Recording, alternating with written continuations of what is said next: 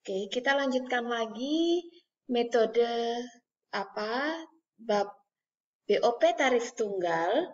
Setelah kita belajar langkah-langkah menentukan tarif BOP, yang pertama di video sebelumnya, di video pertama dasar pembebanan yang digunakan, gitu ya. Ini dasarnya tingkat konsumsi dan mudah atau tidaknya didapatkan. Yang kedua, memilih tingkat kapasitas produksi. Nah, sekarang yang ketiga kita belajar elemen BOP yang diperhitungkan. Nah, ada dua kemungkinan yang diperhitungkan. Yang pertama adalah absorption atau full costing. Kalian bisa cek di buku. Jika memperhitungkan semua elemen BOP, baik yang tetap maupun yang variabel, itu disebut dengan full costing atau absorption costing. Namun, jika hanya mempertimbangkan elemen BOP yang variabel saja, jadi di biaya produksi, BBB, BTKL-nya, BOP-nya hanya yang variabel saja, yang perilakunya variabel, begitu ya, maka ini disebut variable costing atau direct costing. Jadi yang diperhitungkan yang pertama full costing atau variable costing. Variable costing ini biasanya kepentingannya hanya untuk kepentingan internal perusahaan gitu ya, untuk penilai kinerja internal. Langkah yang keempat, setelah memperhitungkan elemen BOP, langkah yang keempat adalah metode menentukan tarif BOP. Mau menggunakan tarif tunggal atau plan weight, atau departemen rate, atau tarif departementalisasi, atau activity rate. Minggu ini kita akan bahas tarif tunggal dulu jika perusahaan hanya menggunakan satu tarif BOP. Ya, mulai dari awal sampai akhir tarifnya BOP, tarifnya hanya satu. Ini bisa di BOP tarif tunggal ini digunakan jika variasi produknya tidak terlalu banyak gitu ya.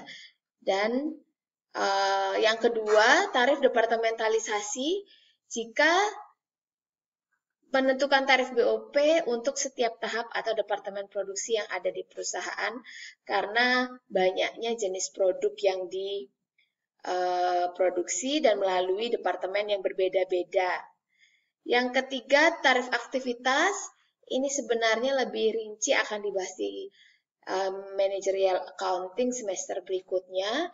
Namun, di topik di akuntansi biaya akan dibahas sedikit di pertemuan berikutnya. Nah, saya akan memberikan contoh soal, silakan sesuaikan dengan di buku. Ada informasi di soal begitu ya. Informasinya berupa tarif biaya BOP. Ini ada akun-akunnya yang di kolom sebelah kiri. Kemudian tetap ini maksudnya BOP tetapnya. Jumlah totalnya 125.000. Ini kalau di buku perusahaannya namanya DeWitt Company, ya. Jadi DeWitt Company ini menggunakan tarif BOP tunggal. Kemudian diestimasikan, gitu ya, di soal jumlah BOP totalnya 300.000 sebelah kanan pojok kanan bawah ini. Dari 300.000 ini yang tetap adalah 125.000 BOP tetapnya dan BOP variabelnya adalah 175.000. Kemudian dasar pembebanannya, nah ini langkah yang pertama. Di soal diketahui dasar pembebanannya adalah jam mesin dengan menggunakan kapasitas normal, ya. Menggunakan kapasitas normal. Kita ingat kemarin kapasitas ada 4 gitu ya. Teoritis, praktis, normal, dan sesungguhnya yang diharapkan. Nah, ini menggunakan kapasitas normal 20.000 jam mesin, dasar pembebanannya jam mesin. Berarti sebagian besar perusahaan menggunakan mesin. Yang jelas ini bukan tipe perusahaan yang padat karya, jadi menggunakan mesin. Dengan rincian seperti ini, ya. Nah, maka berapa tarif BOP-nya, gitu kan? Ditanya tarif BOP-nya berapa? Ingat, berarti langkah pertama kita sudah tahu bahwa dasar pembebanannya jam mesin. Langkah kedua kapasitasnya adalah 20.000 sudah diketahui, ya. Kemudian langkah ketiga menghitung tarif. Rumus tarif adalah estimasi BOP, ya. Estimasi BOP yang ini, estimasi BOP 300.000 dibagi, ya, dibagi dengan estimasi jam mesin 20.000, sehingga tarif BOP tunggalnya Rp15 per jam mesin. Ini ya, per jam mesin. Nah, kemudian berapa tarif BOP tetap dan tarif BOP variabel? Maka jika ditanya berapa tarif BOP tetap, rumusnya rupiahnya atau estimasi BOP tetap 125.000 dibagi 20.000 jam mesin.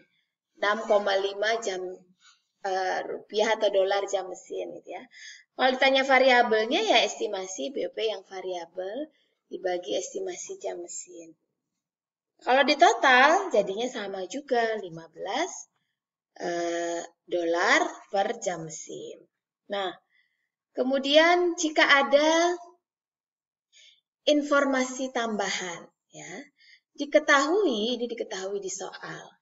Kalau estimasi jam mesinnya, jadi yang dianggarkan gitu ya, kapasitas normal itu kan yang dianggarkan 20.000 jam mesin. Namun ternyata di soal diketahui actualnya atau jam mesin yang digunakan sesungguhnya di akhir periode 18.900, lebih sedikit daripada yang dianggarkan 20.000, ya. Kemudian BOP aktualnya 292.000 misalnya. Maka yang pertama jurnal pengumpulan BOP sesungguhnya, maka BOP sesungguhnya 292.500, kreditnya biaya listrik berapa gitu ya, nanti silahkan diisi kalau diketahui gitu ya, depresiasi, gaji supervisor, dan PBB gitu misalnya. Namun kalian tahu bahwa jurnal untuk mencatat BOP aktual ini dicatat di sisi debit sejumlah berapa yang terjadi sesungguhnya dicatat di sisi debit gitu ya. Kemudian yang kedua, mencatat pembebanan BOP ke setiap pesanan atau ke setiap produk. Nah, rumusnya adalah tarif yang tadi sudah dihitung, tadi estimasinya apa? 300.000, estimasi BOP-nya dibagi estimasi jam mesin 20.000, kita ketemu tarif 15 rupiah atau 15 dolar per jam mesin dikali jam mesin yang sesungguhnya. Jadi pengalinya sesungguhnya justru gitu ya.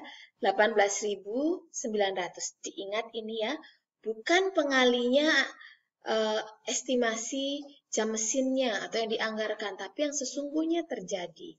Sehingga jurnal untuk mencatat pembebanan BOP dicatat di barang dalam proses.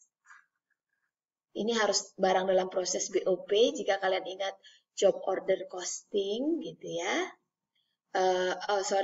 Proses costing dan di topik sebelumnya gitu ya, ini dicatat di baik proses costing maupun job order costing sama. Barang dalam proses BOP dicatat tarif dikali BOP jam mesin sesungguhnya. Begitu. Kemudian di debit BDP barang dalam proses dan kreditnya BOP dibebankan. Nah, kemudian jurnal akunnya ditutup, BOP dibebankannya ditutup gitu ya. Karena akun ini nanti tidak ada, saya harus ditutup. Maka akan ada selisih gitu ya. BOP sesungguhnya 292 diketahui di soal, BOP dibebankannya 283.500 di berdasarkan tarif dikali actualnya tadi. Nah, ada selisih. Selisihnya adalah, coba kalian lihat, selisihnya jika BOP yang dibebankan kurang dari BOP sesungguhnya, atau jika BOP yang dianggarkan kurang dari BOP sesungguhnya, maka ini sifat selisihnya disebut under applied, terlalu rendah membebankan, sehingga sifat selisihnya tidak menguntungkan dicatat di sisi debit. Sebaliknya, jika yang dianggarkan lebih dari yang sesungguhnya, sifat selisihnya akan menguntungkan dicatat di sisi kredit. Gitu ya. Ini berlaku sebaliknya. Selisih BOP ini dalam soal ini dianggap rugi gitu ya, karena atau under applied, saldonya debit kalau under applied gitu ya. Sehingga dicatat di sisi debit. Sekian dulu video kali ini, akan dilanjutkan di video keempat. Terima kasih.